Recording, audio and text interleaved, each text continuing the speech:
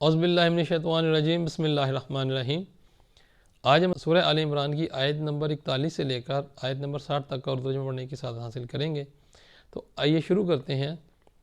بسم اللہ الرحمن الرحیم، شروع اللہ کے نام سے جو بڑا مہربان اور نہایت رحم فرمانے والا ہے۔ حضرت زکریا علیہ السلام نے اللہ پاک سے عرض کیا، اے میرے رب، میرے لیے کوئی نشانی مقرر فرما۔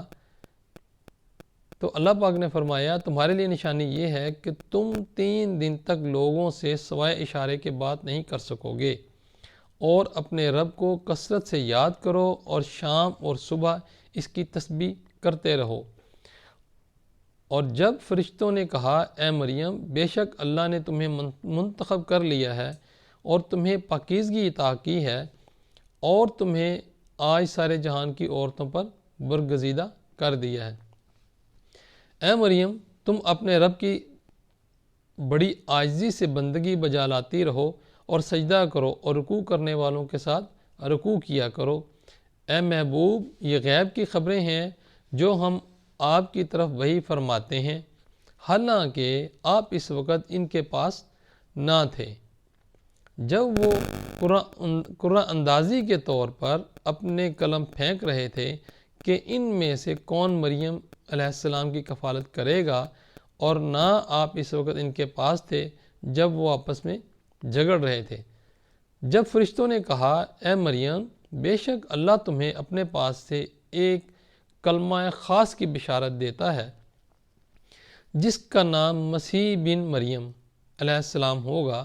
وہ دنیا اور آخرت دونوں میں قدر و منزلت والا ہوگا اور اللہ کے خاص قربت یافتہ بندوں میں سے ہوگا، اور وہ لوگوں سے گہوارے میں پختہ عمر میں یکساں گفتگو کرے گا، اور وہ اللہ کے نیکوکاروں بندوں میں سے ہوگا۔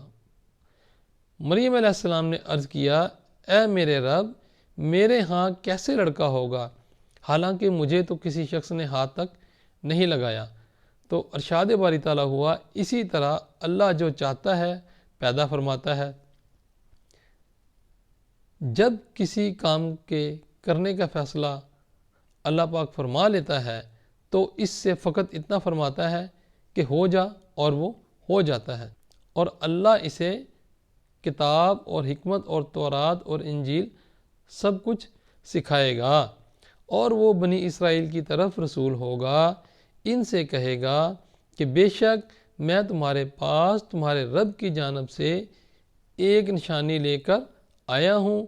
میں تمہارے لیے مٹی سے پرندے کی شکل جیسا ایک پتلا بناتا ہوں، پھر میں اس میں پھونک مارتا ہوں، سو وہ اللہ کے حکم سے فوراً اڑنے والا پرندہ بن جاتا ہے،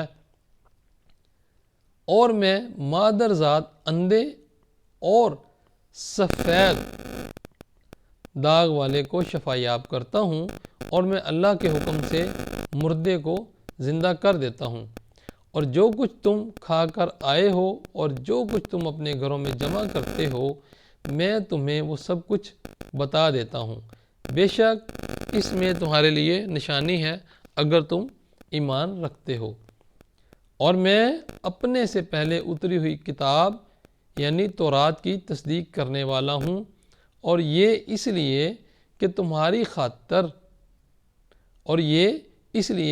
تمہاری خاطر بعض ایسی چیزیں حلال کر دوں جو تم پر حرام کر دی گئی تھیں، اور تمہارے پاس تمہارے رب کی طرف سے نشانی لے کر آیا ہوں، سو اللہ سے ڈرو اور میری اطاعت اختیار کر لو۔ بے شک اللہ میرا رب ہے اور تمہارا بھی وہی رب ہے، پس اسی کی عبادت کرو، یہی سیدھا رستہ ہے۔ پھر جب عیسیٰ علیہ السلام نے ان کا کفر محسوس کیا تو اس نے کہا، اللہ کی طرف کون لوگ میرے مددگار ہیں؟ تو ان کے مخلص ساتھیوں نے عرض کیا، ہم اللہ کے دین کے مددگار ہیں، ہم اللہ پر ایمان لائے ہیں، اور آپ گواہ رہیں کہ ہم یقیناً مسلمان ہیں۔ اے ہمارے رب، ہم اس کتاب پر ایمان لائے جو تو نے نازل فرمائی، اور ہم نے اس رسول کی اتباع کی، سو ہمیں حق کی گواہی دینے والوں کے ساتھ لکھ لے۔ پھر یہودی کافروں نے عیسیٰ علیہ السلام کے قتل کے لیے خفیہ سازش کی اور اللہ نے عیسیٰ علیہ السلام کو بچانے کے لیے مخفی تدبیر فرمائی، اور اللہ سب سے بہتر مخفی تدبیر فرمانے والا ہے۔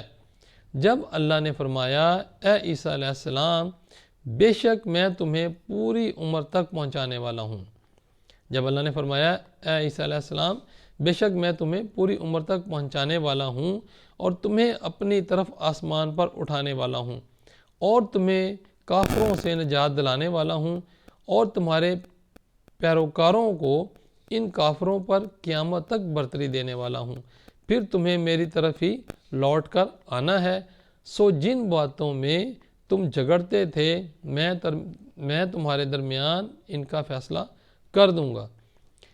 پھر جو لوگ کافر ہوئے انہیں دنیا اور آخرت دونوں میں سخت عذاب دوں گا اور ان کا کوئی مددگار نہ ہوگا، اور جو لوگ ایمان لائے اور انہوں نے نیک عمل کیے تو اللہ انہیں ان کا بھرپور اجر دے گا، اور اللہ ظالموں کو پسند نہیں کرتا۔ یہ جو ہم آپ کو پڑھ کر سناتے ہیں یہ نشانیاں ہیں اور حکمت والی نصیحتیں ہیں۔ بے شک عیسیٰ علیہ السلام کی مثال اللہ کے نزدیک آدم علیہ السلام کی سی ہے، جسے اس نے مٹی سے بنایا، پھر اسے فرمایا ہو جا، وہ ہو گیا۔ امت کی تنبیہ کے لیے اللہ پاک نے فرمایا یہ تمہارے رب کی طرف سے حق ہے، پس شک کرنے والوں میں سے نہ ہو جانا۔ یعنی اللہ تعالیٰ نے امت کی تنبیہ کے لیے فرمایا یہ تمہارے رب کی طرف سے حق ہے، پس شک کرنے والوں میں سے نہ ہو جانا۔ جزاک اللہ۔